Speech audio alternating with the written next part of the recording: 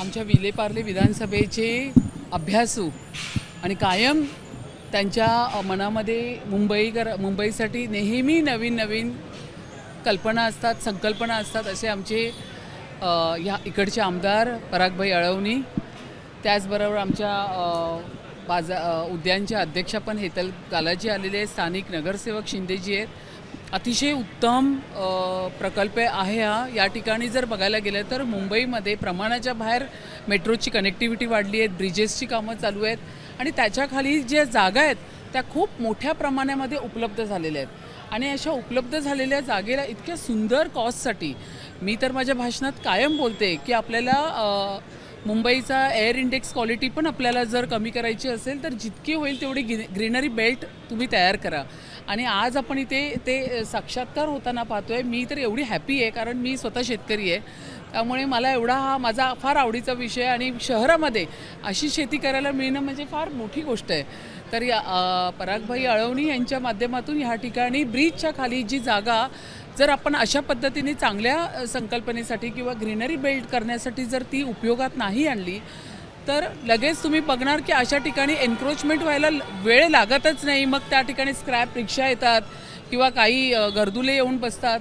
तर त्याचा वापर इतक्या सुंदर पद्धतीने केलेला आहे. तर मी खरोखर परागजी अळवणी आणि त्यांचे पूर्ण सहकारी यांचं खरंच अभिनंदन करते. अतिशय स्तुत्य उपक्रम आणि एक ग्रीनरी मेंटेन करण्याचा आणि आपण बोलतो ना किचन गार्डन, तर त्याच्यामध्ये आता मी टॉमॅटोचं रोपटं लावलेलं आहे, त्यानंतर मेथी लावली आहे, वांग्याच्या बिया पेरल्या आहेत, त्यानंतर भेंडीच्या बिया पेरल्या आहेत. तर इतकं सुंदर उपक्रम आणि ते परत ह्या जिथे आपण आता उभे आहोत त्या ठिकाणी पुन्हा शेती कशी करावी आणि त्यासाठी असणारे माळी यांनी कशी ती शेती राखावी याचंही या ठिकाणी ज्ञान देण्यात येणार आहे. तर मी खूप अभिनंदन करते या उपक्रमाचं. नगरपालिकेचा नेमका या संपूर्ण शेती प्रकल्पामध्ये काय रोल असणार?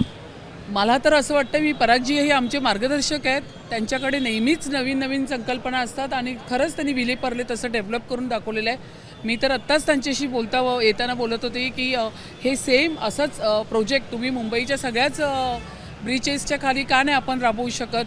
आता बाहेर आपण बघितलं तर फुलपाखरं त्यांना जी अपेक्षित असतात ती छोटी छोटी झाडं, आता ती नावं मी माझ्या भाषणामध्ये घेते, पण ती पण त्या ठिकाणी त्यांनी लावलेली आहे. म्हणजे जास्तीत जास्त फुलपाखरांचं प्रमाण त्या ठिकाणी वाढेल. तर अशा पद्धतीचं सुंदर उपक्रम आहे आणि मला असं वाटतं की फक्त विलेपार्ले नाही, हे पूर्ण मुंबईत व्हायला पाहिजे. मुंबई बीएमसीचा रोल काय राहील? म्हणजे पॉझिटिव्ह राहील, सकारात्मक राहील. हा इतका चांगला उपक्रम आहे. हा कोणी, मी तर बोलते ह्याच्यामध्ये लोकांचा पण सहभाग घ्या. मेट्रो आणि मोनोरेलचे जे स्टार्टअप होते त्याच्या किंमतीला ते आपण कुंड्या लावण्याचा प्रकल्प केला होता, पण तो तेवढा सक्सेस झाला नाही. तुम्हाला वाटतं का हा प्रकल्प 100% होणार. हा एक तर शहरातल्या लोकांना शेती कधीच मिळत नाही, बघायलाही मिळत नाही, प्रत्येकालाच गाव असतं नाही. तर मी तर बोलते परागजींना सांगेन की झालंच तर लोकांना आव्हान करा की त्यांनी येऊन इथे मेंटेन करणं जे हिरवळ किंवा ग्रीनरी माझ्यासारखी. आता मला जर फार आवड आहे शेतीची, मला जर असं मिळालं तर मी माझ्या दिवसातला वेळ कसाही काढून इथे येईल 10 मिनटासाठी. असे आमच्यासारखे बरेच लोक आहेत ना ज्यांना हे करायला आवडतं.